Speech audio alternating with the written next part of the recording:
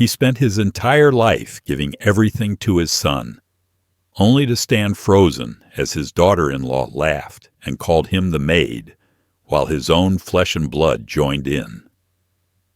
The clink of glasses and the smell of the roast he had paid for turned into the sound and scent of betrayal. His heart cracked, not from rage, but from the crushing weight of invisibility in a house built on his sacrifice. Yet in that silence, something else was born. Clarity. This wasn't humiliation alone. It was the beginning of an awakening. Don't miss what came next. Subscribe and share your story below.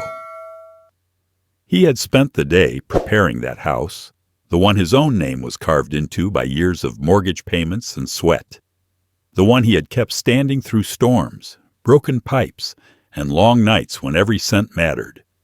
He paid for the food. He seasoned the roast chicken with care that morning. He polished the silver so it would shine beneath the glow of the chandelier. And yet as he stood in that dining room, the crystal glasses ringing with laughter, the low hum of jazz lingering in the air, he became a ghost. His son's wife lifted her glass and, with a smirk that cut like glass, introduced him not as a father, not as the man who had given them everything, but as their maid. The word dropped like a stone into the room, and the laughter rose like a cruel tide. His son laughed too, quick and easy, as if the insult were some harmless joke, as if the years of sacrifice had never happened. He stood frozen, an empty wine bottle dangling from his hand, the weight of it suddenly heavier than the years he had carried on his back. For a long second, the sound around him blurred. The laughter, the clinking silver, the soft rustle of napkins, it all seemed to echo from far away, while inside his chest something shattered. He forced a smile, a mask he had worn too many times, and quietly excused himself, setting the bottle down on the counter with deliberate calm. No one stopped him. No one corrected the insult. No one reminded that young woman whose walls she lived under, whose signature kept the roof above her head. Not even his son, especially not his son. The betrayal was louder than any laughter could ever be. He walked slowly down the hallway, past the framed photos he had hung, past the furniture he had chosen piece by piece, when his son had nothing to his name, when there had been no wife, no fancy dinners, no polished evenings. He thought of the years when he worked 2 jobs, stocking shelves before dawn and fixing roofs under the hot summer sun, just so his boy could wear decent shoes to school. He remembered the nights when he fell asleep at the kitchen table, bills scattered around him, his hands stained with work, while his son slept safely in a room paid for with sacrifice. And now, in his own house, he was no longer father. He was Maid. That night he did not sleep. He sat at the edge of his bed, the one he had assembled years ago with a stubborn hand and a tired back, staring at the door he himself had painted when the walls were bare and hollow. He thought of the day he signed the mortgage papers, his pen pressing into the paper like a vow, a promise that his son would always have a place to belong. He thought of the long years when he carried the weight alone, and how freely he had handed over the keys, the comfort, the love. And now those same walls held laughter that cut him down to nothing. It was not rage that kept him awake. It was something colder, something clearer. Clarity does not shout. It does not beg. It simply knows. And he knew that night that the man who had always given had finally been emptied. The next morning came with a bitter quiet. He brewed coffee as always, the smell filling the kitchen like ritual, steady and ordinary, as if the night before had been a dream. The cat meowed, brushing against his leg, and he fed it like clockwork. Then she came down, his son's wife, draped in her yoga outfit, phone glued to her hand, nails polished into sharp perfection. She barely looked up, barely noticed the man who had built the world she lived in. And that was the moment he made his choice. He reached into his pocket and pulled out every key he owned. The front door, the back, the garage, even the mailbox, and placed them carefully in her hand. She frowned, confused, her perfect brows furrowing. "What's this?" she asked. He smiled then, the kind of smile that isn't joy, but release, and said, "Good luck paying the mortgage now." Her confusion cracked into shock, and he turned, walking past her, down the hallway lined with memories that no longer belonged to him. He carried nothing but his coat and his wallet, leaving behind furniture, photos, a lifetime. His son's voice called out as he opened the door, his feet pounding the driveway. But the father didn't stop. He closed the car door gently, not with fury, but with finality. And when he drove away, the last glimpse in his mirror was his son standing barefoot in the driveway, stunned, still laughing on the inside at the man he no longer understood. That drive was unlike any other he had taken. The streets he had traveled 1,000 times felt foreign now, as if the whole world had shifted overnight. The trees blurred into shadows, the horizon stretched into a vast unknown, and for the first time in decades he had no destination that felt like home. He found himself at a small apartment on the edge of town, a place left to him by his late Aunt Ruth. The door creaked, the wallpaper yellowed, the heater rattled with age. It smelled of dust and time, of silence too thick to breathe. He dropped his bag on the table and stood in the stillness. It wasn't freedom, not yet. It was emptiness. But in emptiness, clarity has room to grow. The days that followed blurred into each other. He ate simple meals, soup from a can, peanut butter sandwiches. He slept on the couch because the bed was broken. He waited for a call, a message, anything from his son. None came. And that silence spoke louder than words ever could. His mind replayed the laughter at that table again and again, the way his son's voice had joined in. He had raised that boy after his wife walked out, had given up his own dreams, his own career, just to keep him afloat. He had sacrificed everything. But sacrifice had turned into erasure. And yet, within that silence, he began to see something else. Not the end of a story, but the beginning of another. Not humiliation, but awakening. He realized that night at the table was not the moment he'd lost everything. It was the moment he was freed from the illusion that he had anything left to lose. And as he sat in that dim apartment, the hum of the old heater filling the silence, he began to feel something he hadn't in years. Not grief, not rage, but the first breath of something dangerous, something powerful, the seed of transformation. Because when a man has been laughed at in his own home, when he has been called a servant in the house he built, when his son has turned his back on him, there comes a moment when the silence is no longer defeat. It is preparation. And what came next, no one in that polished dining room, with their laughter and their crystal glasses, could have ever imagined. He remembered the pen in his hand, the day he signed those mortgage papers, the ink sinking into the page, like a promise he carved with his own blood. It was his name, his credit, his down payment that secured the house, not his son's, not his son's wife's. Back then, his boy had nothing, no savings, no steady job, just a degree in hand and the wide-eyed belief that the world owed him a future. The father gave him that future. Every brick of that house was mortared with his sacrifice, every beam held up by the hours he worked when his back screamed for rest. He thought he was building something for both of them, a sanctuary, a legacy. But years later, standing at his own table, being mocked as the maid, he realized all he had built had been stolen from beneath his feet. The memory cut deeper than any insult could.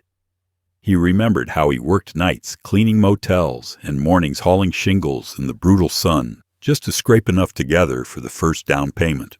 He remembered coming home exhausted, collapsing on the couch, only to be jolted awake when his son came in late from college shifts, asking for a little more money for gas, for books, for anything, and he always gave it without hesitation, because that was what fathers did.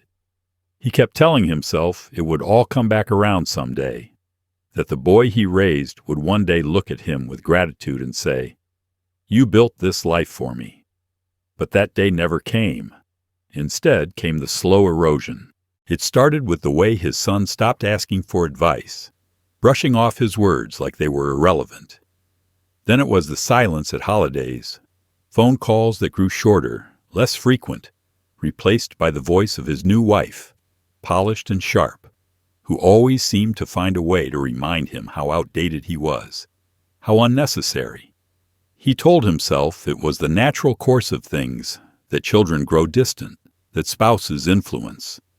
But deep down, he felt it, a gap widening into a canyon, and every year that passed, he was pushed further to the edge, until finally, at that dinner, they shoved him clean off. He thought back to the early years, when the house smelled of fresh paint and hope. His son had been proud then, walking the empty rooms, marveling at the space, saying it was theirs. The father had smiled quietly, because he knew the truth. It wasn't theirs. It was his gift. A gift he never asked repayment for, never attached strings to. But gifts can turn into chains. And when his son's wife called him the Maid, the chain snapped. It wasn't just a word. It was the rewriting of history, erasing decades of sacrifice in a single laugh.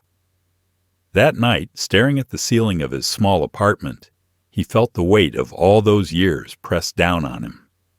He saw the image of his younger self, the man who had walked into the bank to sign his name, on a line that would tie him to 30 years of payments. He remembered the banker shaking his hand, congratulating him, saying he was securing his family's future.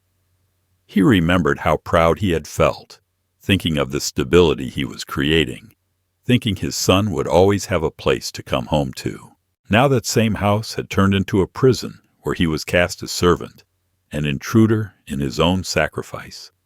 The bond between them had been shattered, not in one violent moment, but in 1,000 small fractures. Every ignored thank you, every time his son chose silence when he should have spoken, every time he let his wife belittle the man who raised him. It was death by neglect, a slow cutting away until nothing was left but a hollow role to fill. The father realized, with a clarity that burned, that his son had not simply forgotten his sacrifices.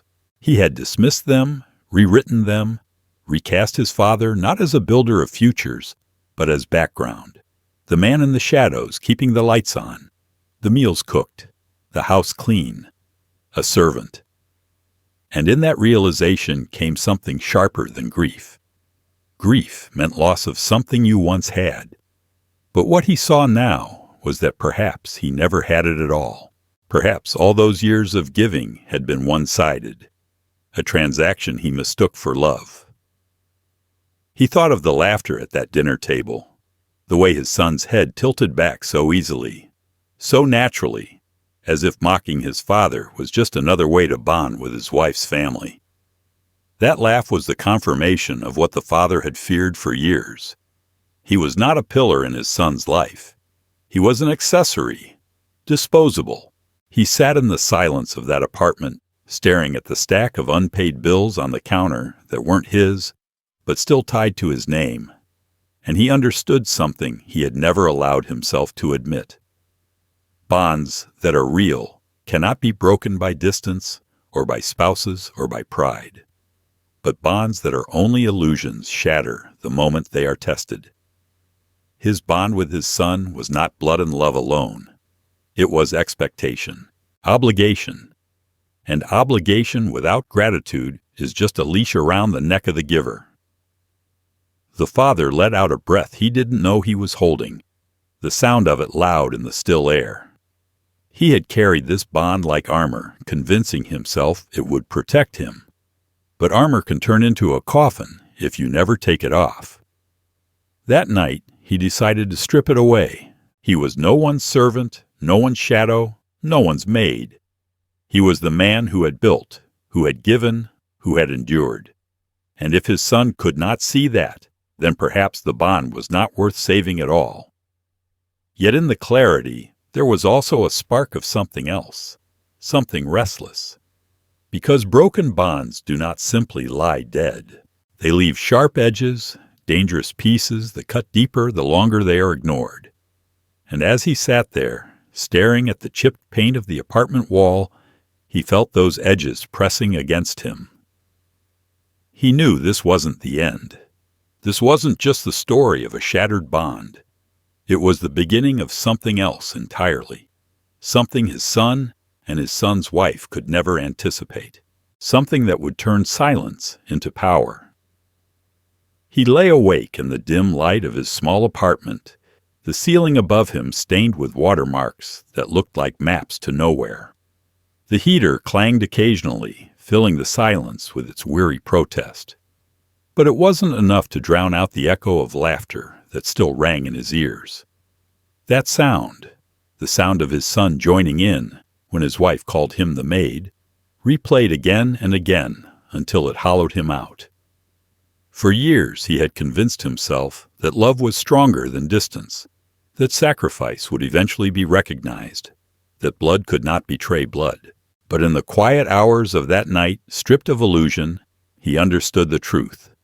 The bond he thought unbreakable had already been shattered long before the insult. The dinner table was only the moment the cracks finally showed. He did not feel anger. Anger is fire, wild and hot, burning fast. What he felt was colder, heavier. It sat inside his chest like stone, pressing against his ribs with a suffocating weight. It was not the cry of a wounded man, but the silence of a man who finally sees everything clearly. Clarity is cruel. It doesn't roar. It doesn't plead. It simply reveals what has been there all along. And as he lay there staring at the dark corners of that room, he realized the years of giving, of bending, of swallowing his pride had come to their quiet end. He was done. His mind drifted back to the nights he worked himself to the bone, the nights he came home with his hands raw and his shoulders aching so that his son would never feel the weight of scarcity. He had built his boy's world out of his own flesh and time, believing it would be enough to secure loyalty, gratitude, maybe even love.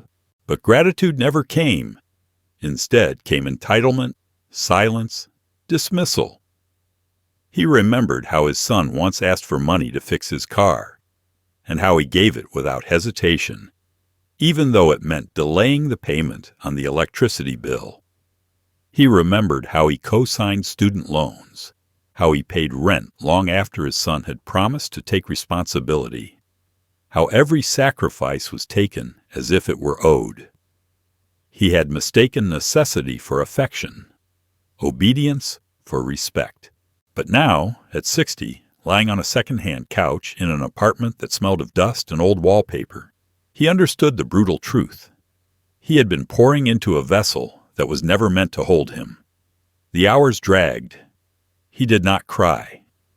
Tears had no place in the clarity of that night.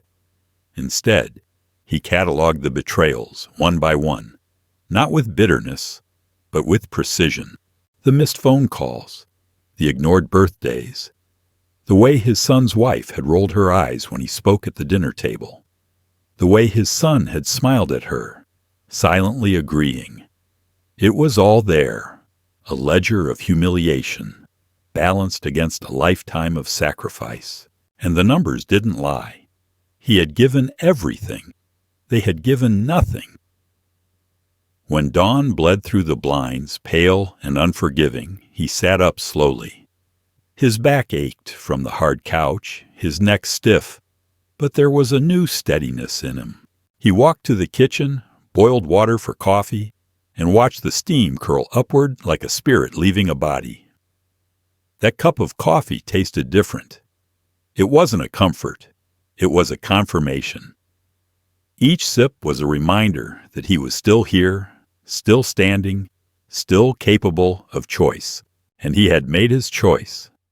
He would no longer be the man who waited for gratitude. He would no longer be the silent provider. He would no longer give to those who had made it clear they saw him as nothing more than background. The quiet breaking point is not loud, not violent. It doesn't need to be.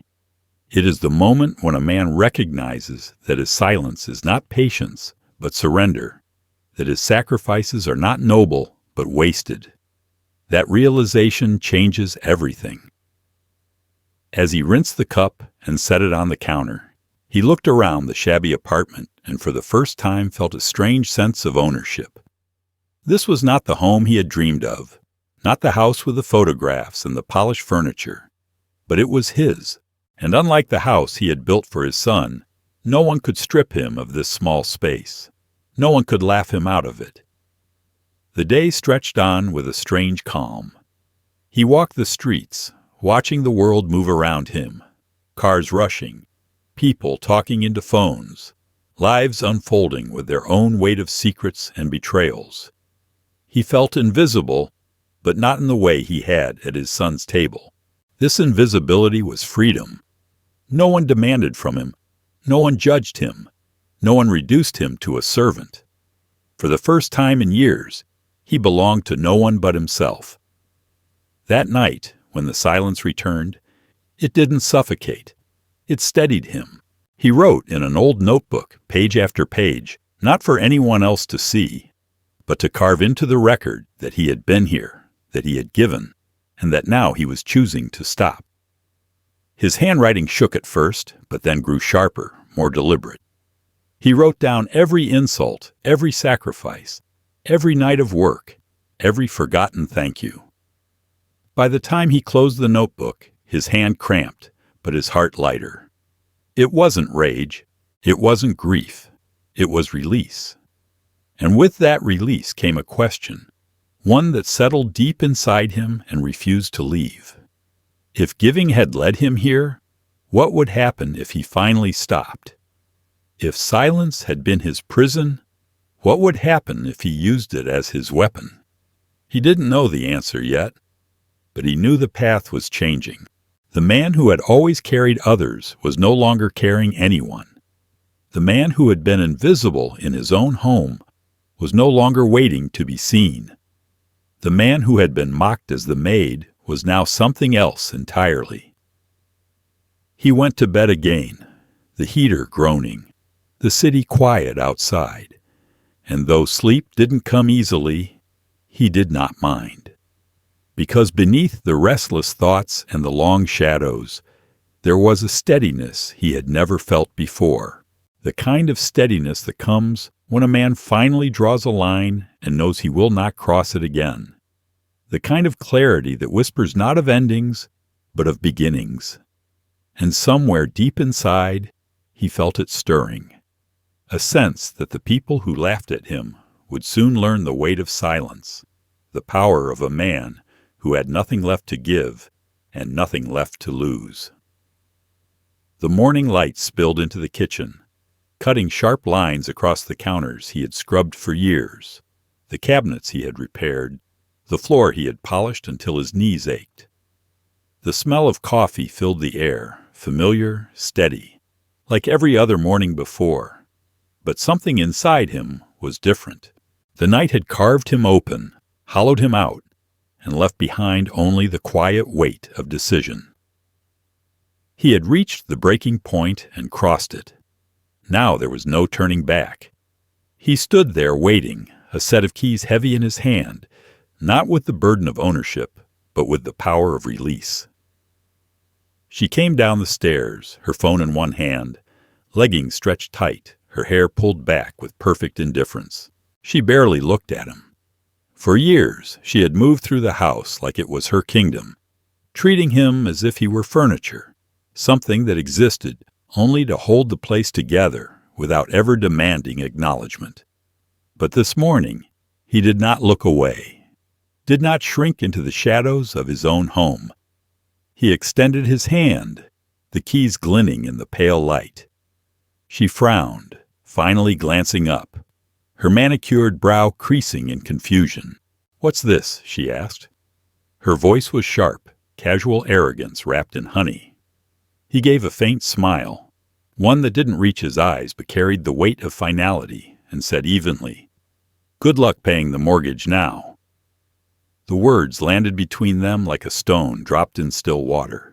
For the first time she had no script, no quick dismissal, no mocking reply. She blinked, her mouth opening slightly as if she hadn't understood. He didn't explain. He didn't need to. He walked past her, past the photographs he had framed, past the furniture chosen with his hands, past the walls he had painted with the sweat of long nights and the hope of permanence. He carried nothing but his coat, his wallet, and the faint calm of a man who has nothing left to lose. Behind him, her voice rose, sharp, demanding, but it was muffled, insignificant, like noise from another world. He stepped outside, the air colder than he expected, the driveway rough under his shoes. He heard his son calling his name, frantic, confused, the sound of feet pounding against the concrete. He didn't turn. He didn't slow. He opened the car door, slid inside, and shut it gently, not with anger, not with haste, but with the composure of a man finally reclaiming his dignity. Through the rear-view mirror, he saw his son standing barefoot in the driveway, his wife behind him clutching the keys as if they might burn her hand. Their faces were stunned, hollow, uncomprehending. They had no idea what had just happened, no idea how much they had already lost. The engine rumbled to life, steady and low, and he drove away, leaving them behind not with fury, but with silence. The road stretched out before him, empty, endless, and for the first time in years, he felt the steering wheel belonged to him. The city blurred by, houses with tidy lawns, strangers carrying groceries, children laughing in driveways, all ordinary scenes that felt distant, unreal. He had lived too long as if his life belonged to someone else, as if his worth could only exist in the service of those who mocked him. But this act, this simple gesture of handing over the keys, was not just defiance, it was a declaration. He was no one's servant, not anymore. When he reached the small apartment his late aunt had left him, he carried his bag inside and stood still in the musty silence. The wallpaper was faded, the heater rattled, the floorboards creaked under his weight. But it was his. No one could laugh him out of it. No one could strip him of it. He dropped his bag on the table, pulled out a chair, and sat down, letting the quiet wash over him. It wasn't freedom yet. It was raw, uncertain, heavy, but it was his. The hours passed, marked only by the hum of the heater and the occasional sound of cars on the street below. He thought of the look on her face when he placed the keys in her hand, the disbelief in his son's eyes, the panic beginning to bloom behind their confusion. They believed they were untouchable, that the man who had given them everything would never walk away, would always remain in the background, silent and servile. They were wrong. That morning had proven it. He made a simple meal, soup from a can, bread toasted on the old stove, and ate it slowly at the chipped kitchen table. It tasted of survival, of beginnings. He remembered how many meals he had prepared for them, how often he had stood at the stove while they laughed in the other room, taking his labor for granted. This meal was different. Every bite was his alone, free of their shadows. As night fell, the apartment settled into silence again, but it no longer felt suffocating. It felt deliberate. He opened a notebook and began to write, his hand steady on the page. He wrote about the dinner, the insult, the laughter that cut deeper than any knife. He wrote about the keys, about the look in their eyes, about the moment he walked away. Each word was a carving, a permanent mark of a man who would no longer allow himself to vanish. The act of defiance had been small in gesture, but monumental in meaning. It was the first step in unbinding himself from years of servitude disguised as love. It was the moment he chose dignity over silence, clarity over illusion, and as he closed the notebook, his chest rose with a slow breath that felt heavier than air, as if he were inhaling for the first time in years. Yet beneath the calm, something else stirred, something restless. Because while walking away was power, it was also unfinished. He knew they would scramble. That panic would spread through the house they could no longer afford. That cracks would appear in the perfect life they had tried to build on his back. But he also knew this wasn't the end. This was only the beginning. And as he leaned back in his chair, the shadows of the room stretching long around him, a faint smile crossed his face again. Not of joy, not of triumph, but of certainty.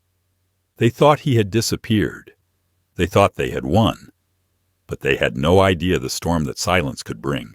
The door closed behind him with a hollow click, and for the first time in decades he stood in a space that belonged to him alone. The apartment smelled of old wood, dust, and something faintly metallic, like forgotten time sealed into the walls. It had been his Aunt Ruth's place, left to him without fanfare, an afterthought in a will that carried little else. The wallpaper was yellowed, curling at the corners. The floorboards creaked with each step, and the radiator groaned like an old animal, too tired to protest. It was no home, not yet. It was a shell, a holding place. And yet, as he set his worn coat on the hook and dropped his bag on the table, he knew he had crossed an invisible line. This wasn't freedom. This wasn't victory. It was emptiness, raw and echoing. But it was his emptiness, and for the first time in his life, it wasn't bound by anyone else's laughter. He moved through the apartment like a ghost, touching the chipped tiles in the kitchen, brushing his fingers along the cracked window frame. Everything was coated in dust, but under the dust was possibility. He heated a can of soup on the stove, the flame stuttering blue and weak, and ate it straight from the pot, with a spoon that tasted faintly of rust. The soup was bland, watery, but it filled him. Not with comfort, not with joy, but with proof that he could survive on his own terms. He washed the spoon, set it carefully on the counter, and stood in the silence. The silence was heavy, pressing against his ears until it roared. For years silence had been his prison, the weight of being unseen in his own house. But this silence was different. It was honest. It was empty because it hadn't yet been filled. That night he slept on the couch, the springs biting into his back, the air cold enough to seep through the thin blanket he had found in the hall closet. He stared at the ceiling, tracing the cracks like veins, and thought about the house he had left behind. He pictured his daughter-in-law clutching the keys, her face draining of color when he told her good luck with the mortgage. He pictured his son running barefoot down the driveway, calling after him, confusion twisted with desperation. But the memory didn't sting. It didn't ache. It simply sat there, sharp and clear, like a photograph pinned to the wall. He had walked away. He had left them to their own devices, and now their survival no longer depended on him. Morning light crept in through thin curtains, and he rose stiff and sore, but steady. He brewed coffee in a chipped pot that hissed and spat, poured it into a mug with a faded floral print, and sipped it slowly at the kitchen table. The bitterness clung to his tongue, but he didn't flinch. He stared out the window at the narrow street below, where strangers hurried past, bundled in coats, lives entirely separate from his. No one knew his name here. No one expected anything from him. He was invisible, but this invisibility was not erasure. It was possibility. In the days that followed, he kept to a quiet routine. He swept the floors, though the dust seemed endless. He washed the few dishes he used. He bought groceries, bread, eggs, cheap cuts of meat, from the corner market, the cashier barely glancing at him. He said little, spoke to no one, and in that silence, he began to hear himself again. At night, when the radiator rattled and the city outside settled into its own hush, he pulled out an old notebook and began to write. He wrote about the dinner, about the laughter, about the insult that had cut so deeply. He wrote about the years of sacrifice, the sleepless nights, the mortgage he had signed, the jobs he had worked until his bones ached. His handwriting wavered at first, but page after page, it grew sharper, steadier. He wasn't writing for anyone else. He was writing to prove to himself that he existed, that his story mattered, that he was more than the maid they had named him. But emptiness is not peace. At night, after the pen was capped and the notebook closed, the weight returned. He lay awake listening to the groan of pipes and the hiss of wind against the windows, wondering if he had made a mistake. He had nothing to his name, but this apartment, a handful of bills, and a body worn by decades of labor. His son hadn't called. His son's wife hadn't appeared at the door. There was no apology, no acknowledgement, no attempt to mend the fracture. The silence from them was as complete as the silence in the apartment. And he knew then that whatever bond had existed was gone for good. Yet, in that loneliness, something else began to stir. He found himself walking the streets at night, his breath puffing in the cold air, studying the lives unfolding around him. He saw other men his age sitting in diners with newspapers folded neatly in front of them, eating alone, but with dignity. He saw women walking dogs, neighbors greeting each other, teenagers laughing on corners. The world moved on without him, and somehow that realization steadied him. He didn't need their house, their laughter, their staged dinners. He had this, the hum of the city, the steady beat of his own footsteps, the knowledge that he had taken a step they could never take away. One evening, while rummaging through the closet for a light bulb, he found a box tucked away in the corner, covered in dust. It was Ruth's. Inside were old envelopes, papers brittle with age, letters in her familiar script. He didn't open them right away. He sat with the box on his lap, feeling its weight, sensing the secrets it might hold. For a long while he stared at it, the lamp casting shadows across the walls, his breath shallow in the still air. It struck him then that life had a way of hiding truths in plain sight, waiting for the moment when you were ready to face them. He set the box aside, unresolved but inevitable, and leaned back in the chair. The silence pressed in again, but now it no longer felt like punishment. It felt like a test. He had been emptied, stripped of the illusions he had carried for so long, left standing in a place that smelled of dust and old wood. But within that emptiness was the first flicker of something else. Not anger, not grief. Something sharper, something more dangerous. He knew the apartment was not the end of the story. It was the beginning of a reckoning. And as he closed his eyes that night, the faint hum of the radiator filling the room, he understood that emptiness was not the absence of life. It was the clearing of space for something new, something that would change everything. He found the box late one evening when the wind rattled the windows and the radiator coughed like an old man struggling to breathe.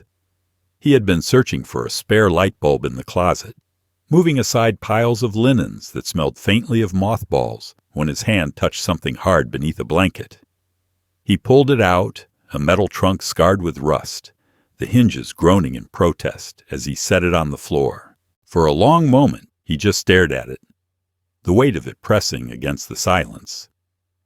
It had been his Aunt Ruth's, the woman who had left him this apartment, the woman whose presence lingered in every dusty corner. He knelt, pried it open, and braced himself for old clothes, maybe forgotten trinkets, the sad remnants of a life that had already ended. But inside, he found something else entirely. The first layer was envelopes, dozens of them, tied together with a faded ribbon. Beneath them lay a neat stack of papers, the edges yellowed, the ink fading but still legible. His name wasn't on the top sheet. Another name was Michael.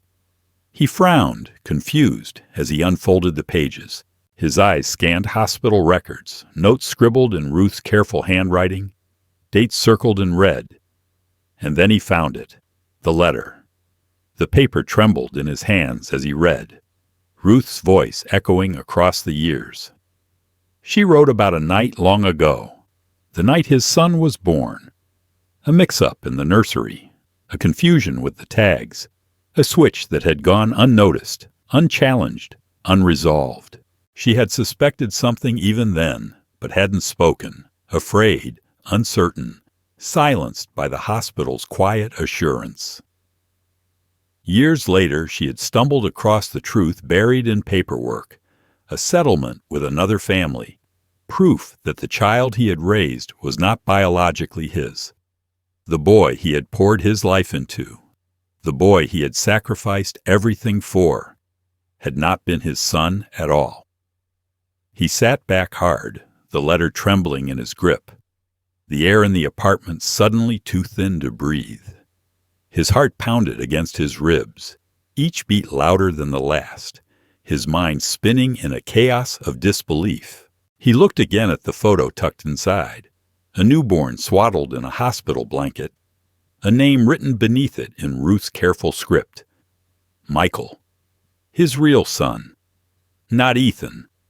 Not the boy who had mocked him with silence, who had stood laughing as his wife called him the Maid.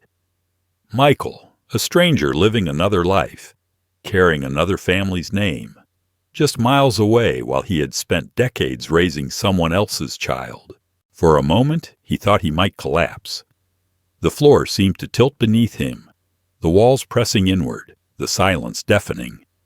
He waited for rage, for grief, for the flood of sorrow he thought should come with such a revelation. But instead, something unexpected spread through him. Relief. Cold, shocking relief that seeped into his bones like ice water. Suddenly, the years of distance, the lack of warmth, the contempt in his son's eyes made sense. It wasn't imagined. It wasn't his failure as a father. It was truth. The boy he had raised had never been his, not by blood, not by nature. And though he had loved him fiercely, unconditionally, the rejection no longer felt like a personal wound. It felt like the inevitable result of a mistake written into the foundation of their lives. He pressed the papers flat against the table, rereading every line until his eyes burned. Ruth had kept everything: DNA reports, affidavits, even a clipped newspaper article about the Jameson family, the ones who had raised Michael. They were still in the same town, still running a small bookstore, still living the life that had been meant for him and his son. His hands shook as he traced the letters of their name, imagining the boy who was now a man, grown up with the kind of support, the kind of love he had tried so desperately to provide. The weight in his chest shifted. It wasn't grief for Ethan. It was grief for the years he had lost with Michael, the milestones he had missed, the memories that belonged to someone else. He stared into the cracked mirror on the wall, his reflection fractured, unrecognizable. For the first time in years, he didn't feel shame. He didn't feel like the invisible man at his own table, the servant in the house he had built. He felt clarity, the life he had lived, the pain he had endured. It had all been real. But the rejection no longer defined him. He had not failed as a father. He had been robbed. The truth stripped away the illusion that he had carried like a shroud, and in its place was something sharp, something liberating. That night he did not sleep. He spread the documents across the table, lining them up like puzzle pieces, fitting together a story that had been hidden from him for decades. He read Ruth's words again, her quiet confession that she had been too afraid to tell him while she lived, that she had hoped the truth would stay buried, but she had left the trunk for a reason. She had known someday he would need to see it, and now that day had come. He closed his eyes and imagined Michael, not the newborn in the photograph, but the man he must be now, 30, maybe a little older, living just a few miles away, running a bookstore with a steady life. He imagined the sound of his voice, the shape of his smile, the weight of his presence. He wondered if Michael ever felt something missing, a gap in his life that couldn't be explained. He wondered if their lives had brushed against each other unknowingly, if he had ever passed him on the street, never realizing. The thought did not hurt. It fueled him, because if the boy he raised had chosen to treat him as invisible, as disposable, then perhaps it was never meant to be otherwise. But Michael represented not just what was lost, but what could still be found. The discovery was not just revelation, it was possibility. He gathered the papers back into the envelope and slid it into the drawer of his nightstand. His hand lingered on it, his fingers trembling, his breath steadying. He was no longer the man broken at his son's table. He was no longer the man mocked as the maid. He was a man holding the truth in his hands, and the truth was power. He sat back in the chair, the dim light casting his shadow long against the wall. And for the first time in decades, he felt the stirrings of something dangerous. Not anger, not grief. Freedom. Freedom from the lies that had bound him. Freedom from the illusion that sacrifice would always earn love.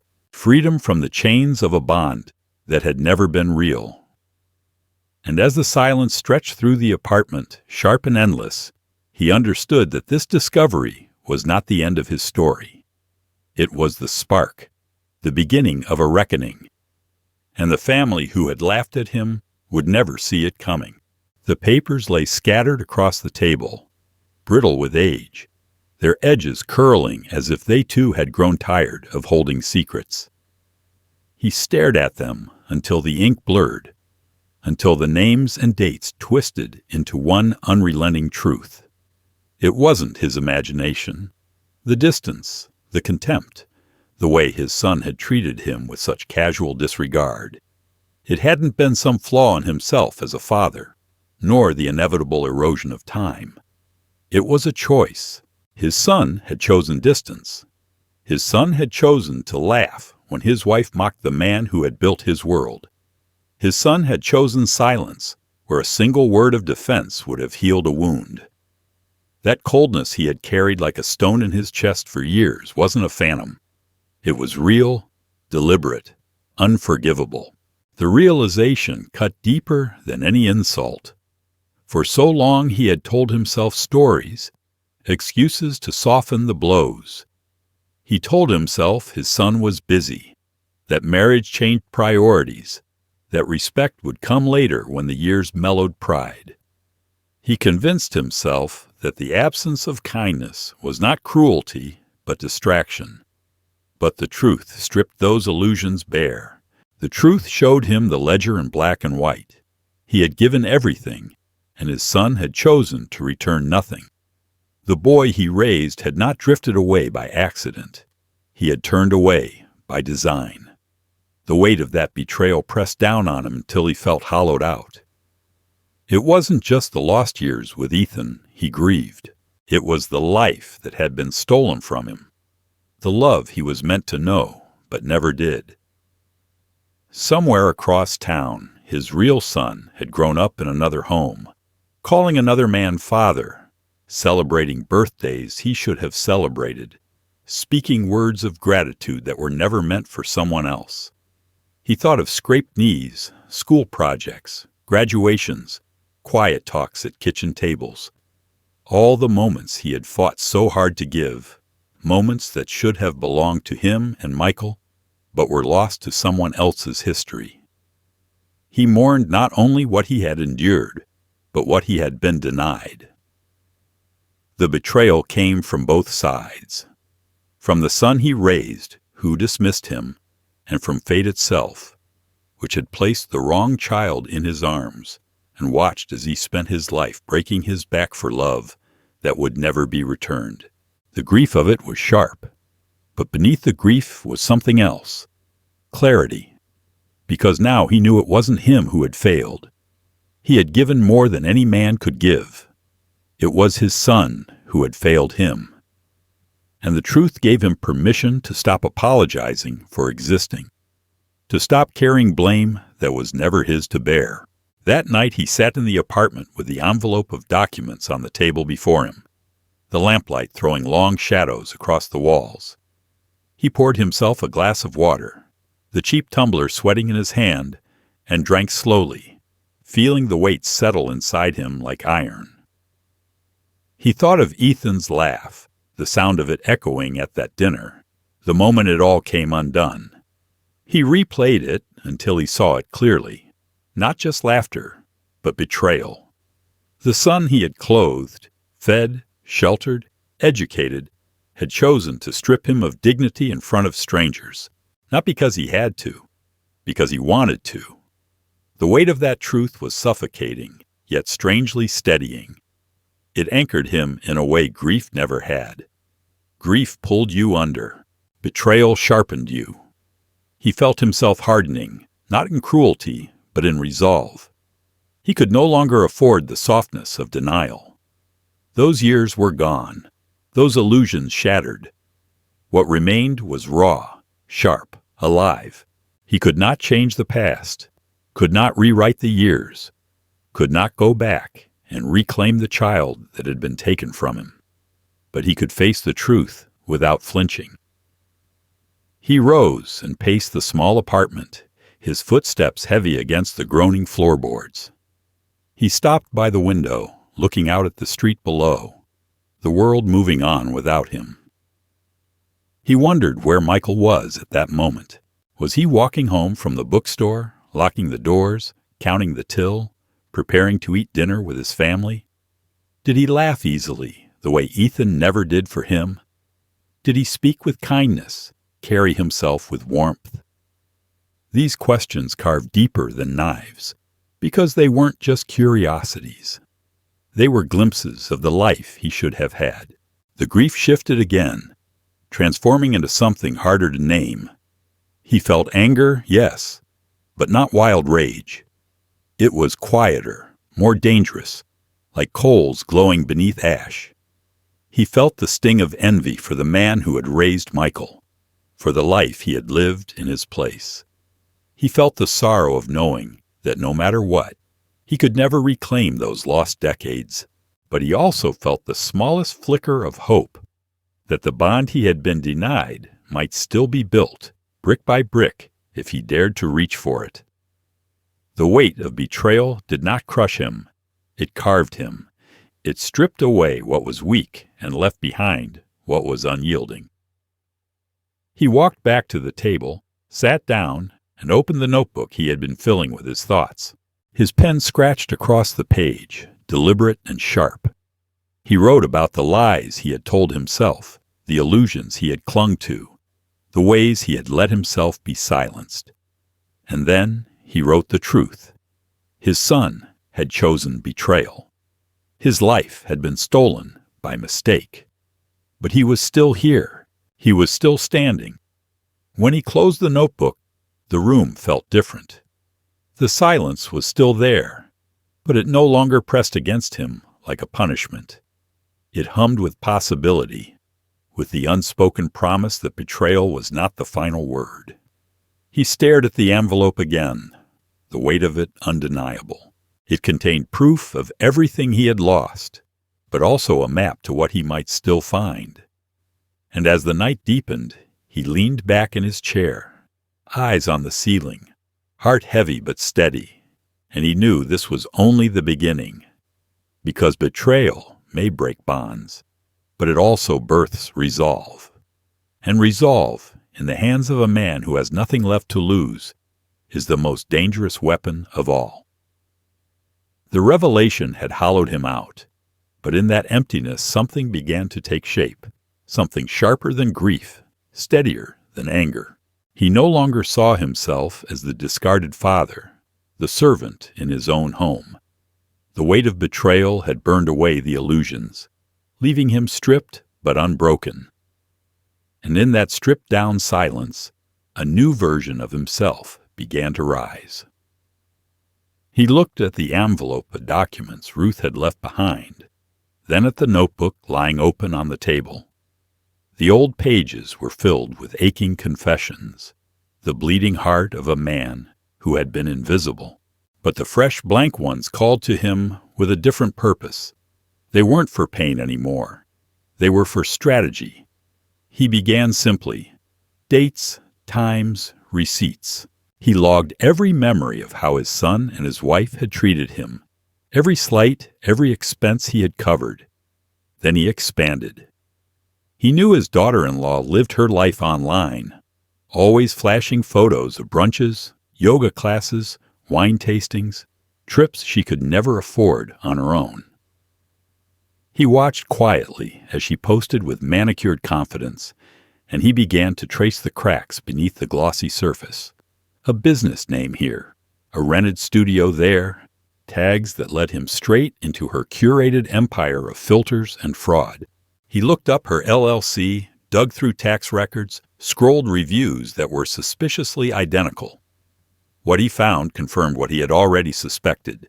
Her business was a lie. The empire she flaunted was nothing but smoke and mirrors, propped up by maxed-out credit cards and borrowed time.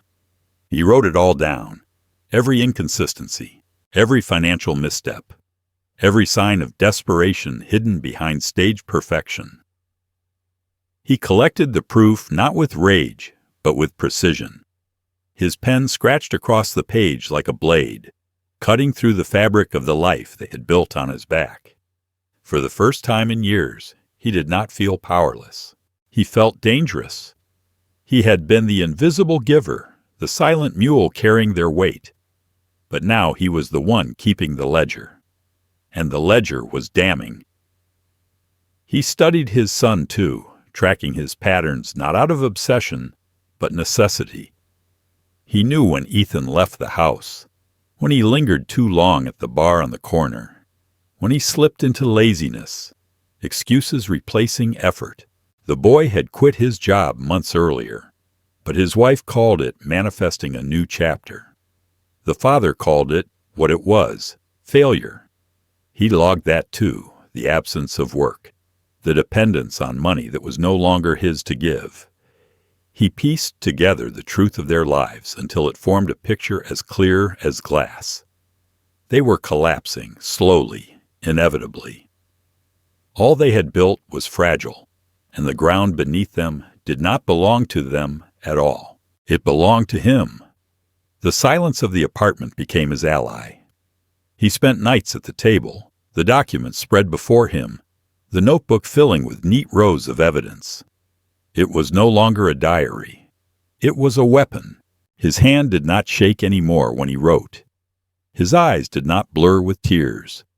He was steady, focused, deliberate. The man who once cried in garages and swallowed humiliation at dinner tables was gone. In his place was someone they never expected, someone they could not see coming. He visited the old house once, walking past slowly, unseen in the dusk. The porch light was on. His son's wife sitting on the swing, scrolling through her phone with a glass of wine balanced in her hand. Inside, his son lounged on the couch, playing video games, the glow of the screen washing his face. They looked comfortable, unaware, blind to the ground shifting beneath them. He watched without bitterness, without yearning. He felt nothing but clarity. They thought they were safe, but safety built on lies was no safety at all. Back at the apartment, he organized everything into folders. Financial statements, property deeds, business filings. He learned the shape of their world better than they did. And with each file, each note, each piece of evidence, he felt himself standing taller, speaking louder, even when no one was there to hear. He wasn't rushing. He wasn't reckless. He was patient. Power, he realized, wasn't in shouting. It was in knowing. And he knew more than they ever suspected. At night, he would walk past the bookstore where Michael worked, the son who should have been his all along. He lingered on the sidewalk, pretending to check his phone, watching through the glass as the young man helped customers, smiled, carried himself with a quiet strength that felt like a reflection of his own. He didn't go in, not yet. He wasn't ready to unravel that truth. But every time he saw Michael's easy kindness, it fueled him. It reminded him of what love should have been, what respect should look like. It reminded him why he was doing this, not just for revenge, not just for justice, but for himself. He returned to the apartment each night with a sharper focus. He wrote down Michael's name in the notebook once, then underlined it. Not as a plan, not yet, but as a promise. The boy he had lost to a mistake was still out there, living a life that wasn't built on his sacrifice, a life that might still hold space for truth. But before he could reach for that, he had to finish what he had started. He had to dismantle the illusion his son and his wife had wrapped themselves in. The act of documenting, of turning silence into evidence, became his strength. The man who had been invisible was no longer waiting to be seen. He was making himself undeniable. He closed his notebook one night and looked around the apartment, the shadows long, the heater humming low. He realized he no longer felt like a ghost. He felt solid, present, dangerous in his stillness. They had thought he was finished. They had thought he was gone. But in truth, he was only beginning. And as he leaned back in the chair, the corners of his mouth lifting in the faintest of smiles, he knew something with terrifying certainty. The most powerful man in the room is never the one who speaks the loudest. It's the one who waits, who watches, who writes everything down until the moment comes to strike. And that moment was coming. The day he finally stepped through the doors of the bookstore was gray, rain streaking the windows and pooling in the cracks of the sidewalk. For weeks he had walked past, pausing just long enough to watch from a distance, his heart caught between fear and a longing. But that morning something inside him shifted, the same way it had the night he walked away from the house that no longer felt like home. He pushed the door open, the bell above ringing a thin metallic chime. The air smelled of paper and ink, warm and steady, the kind of place where time seemed to slow. Behind the counter stood a man with his eyes, his stance, his quiet strength. Michael, his real son, the one stolen from him before he even knew who he was. For a moment he couldn't speak. Michael glanced up, offered a polite smile, the kind reserved for strangers, and asked if he needed help finding something. His voice carried the weight of familiarity, a tone that pulled at something deep inside the father's chest. He managed a nod, asked about a book, but his eyes lingered on the shape of Michael's hands, the way he carried himself with ease, the kind of ease Ethan never had. They spoke briefly, words shallow, but charged with a current neither could name. When he left, the rain was heavier, but inside him something had lightened. He went back the next day, then the next, each visit carving away a little of the distance. He asked questions, listened to Michael talk about the store, about the people who came and went, about the life he had built. Slowly, carefully, the conversations deepened. Michael began to smile wider, to lean in when they spoke, to ask about him in return. The bond was fragile at first, tentative, but with each word it grew steadier, as if the blood they shared had been waiting for its chance to speak. One evening, after the shop closed, they sat at a small table by the window, the street lamps casting halos through the glass. The father told him the truth. He slid the documents across the table, the old papers Ruth had hidden, the proof of the mistake that had stolen them from each other. Michael read in silence, his face pale, his eyes wide. When he finally looked up, there was no anger, no rejection, only grief and wonder. "All this time," Michael whispered, his voice breaking, "I thought something was missing, but I didn't know what." The father reached across the table, his hand trembling, and for the first time in his life, he felt the weight of belonging return.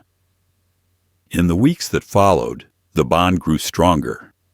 They walked together through the city, ate simple meals in diners, spoke about the years lost and the years still left. Michael introduced him to the bookstore regulars, who welcomed him like family without knowing the full story. For the first time in decades, he laughed without bitterness. The sound startled him, raw and unguarded. But it felt right. The house he had walked away from finally sold, the papers signed, the profit resting in his account like a sum of redemption. He could have kept it all, could have used it as a weapon, but he chose differently. He took a portion of the money and quietly donated it to shelters, to programs for the elderly discarded by their own families, men and women abandoned in nursing homes, left behind like he had been. Each dollar was a message carved into the world. You are not invisible. You still matter. He kept enough to live simply, to build something new, to stand without fear. He moved into a small townhouse closer to the bookstore, a place with clean walls and bright windows, a place he filled not with furniture, but with photographs. New ones of Michael, of evenings spent in conversation, of a life finally mended. The silence that had once suffocated him now became peace, a quiet that belonged to him alone. At night he returned to the notebook, the one that had carried his pain, his evidence, his transformation. He opened it to a fresh page, the lamplight steady on his hand, and he wrote the words that had lived inside him for months. I was the man who gave until I vanished. Now I am the man who took it all back, with silence, truth, and strength. He set the pen down, stared at the sentence, and let the weight of it settle. It wasn't vengeance anymore. It wasn't even survival. It was freedom. The man who had once stood frozen at a dinner table, mocked as the maid in his own house, no longer existed. In his place was someone stronger, someone who had faced betrayal, unearthed the truth, endured the emptiness, and emerged whole. He was no longer defined by what had been stolen from him. He was defined by what he had reclaimed. Outside the window, the city moved on, rain glistening on the pavement, headlights slicing through the night. Inside, he sat alone, but not lonely. He knew tomorrow Michael would stop by with a book recommendation, or call to share something trivial that mattered only because it was shared. He knew the world had shifted, not back to what it should have been, but forward into what it could be. And as he closed the notebook, his eyes steady, his breath even, he understood that beginnings don't come with fanfare. They come quietly, like rain against glass, like truth finally spoken, like strength rising from silence. And this was his beginning, the one they would never see coming, the one he had earned. Life has a way of testing the bonds we think will never break. In this story, a father gives everything, his money, his home, his years of labor, only to be dismissed and betrayed. Yet within that heartbreak comes an important truth. Our worth is not defined by how others treat us, but by the strength we find when we stop giving ourselves away without respect. For older generations, this is a reminder that dignity matters more than blind sacrifice. Love should never erase your voice or reduce you to silence. Even when family disappoints, you can still reclaim your power, rebuild your peace, and choose a life where you are seen and valued. Sometimes letting go of what drags you down is the only way to rise. And sometimes the greatest victory is not revenge, but freedom. The freedom to live with truth, clarity, and strength. If this story speaks to you, take a moment to reflect on your own journey. Have you ever given until you vanished? Share your thoughts in the comments, and don't forget to subscribe for more powerful life stories that remind us it's never too late to reclaim our dignity.